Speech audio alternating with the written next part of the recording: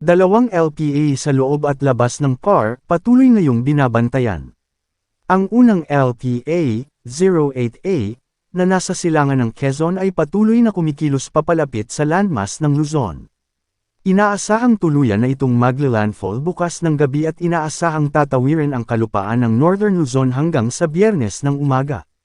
Inaasahang bahagya rin itong hahatakin ang habagat na inaasahang magdadala ng mga kalat-kalat na pag-ulan sa bansa partikular sa kanlurang bahagi.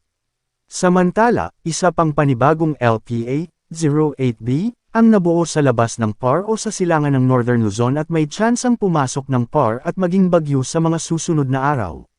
Sakaling maging bagyo ito pagpasok ng PAR, tatawagin itong Fabian. Patuloy na babantayan ang magiging kilos nito dahil hindi rin inaalis ang posibilidad na lumapit ito sa Northern Luzon next week. Manatiling mag-antibay ng mga susunod pang update hinggil sa mga nasabing sama ng panahon sa mga susunod na araw. Unti-unti nang makakaranas ng pag-uulan ang ilang bahagi sa Luzon dahil sa papalapit na LPA na siyang haatak muli ng habagat.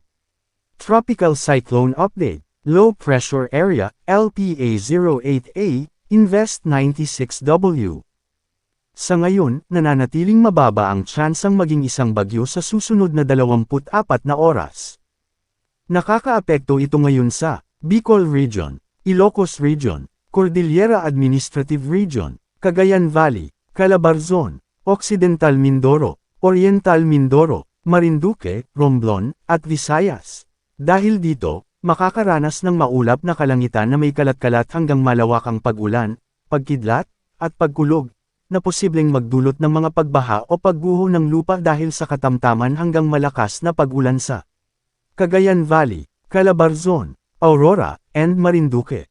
Dahil din dito, makakaranas ng maulap na kalangitan na may kalat-kalat na pag-ulan, pagkidlat, at pagkulog, na posibleng magdulot ng mga pagbaha o pagguho ng lupa dahil sa katamtaman hanggang kung minsan malakas na pag-ulan sa Bicol Region, Metro Manila, Visayas, Ilocos Region, Cordillera Administrative Region, ang nalalabing bahagi ng Central Luzon, Occidental Mindoro, Oriental Mindoro, at Romblon.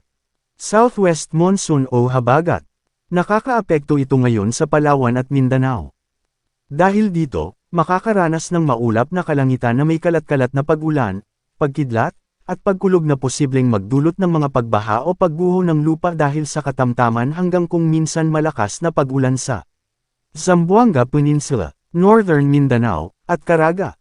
Dahil din dito, makakaranas ng bahagyang maulap hanggang maulap na kalangitan na may posibleng pulu-pulong pag-ulan o pagkidlat at pagkulog na posibleng magdulot ng mga pagbaha o pagguho ng lupa sa tuwing severe thunderstorm sa Palawan at nalalabing bahagi ng Mindanao.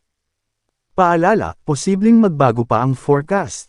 Pinapaalalahanan ang lahat na manatiling updated sa lagay ng panahon at sa posibleng tatahakin at magiging lakas ng sama ng panahon sa susunod na mga araw. Manatiling nakatutok sa Weather Balita para sa bago pang updates, don't forget to subscribe.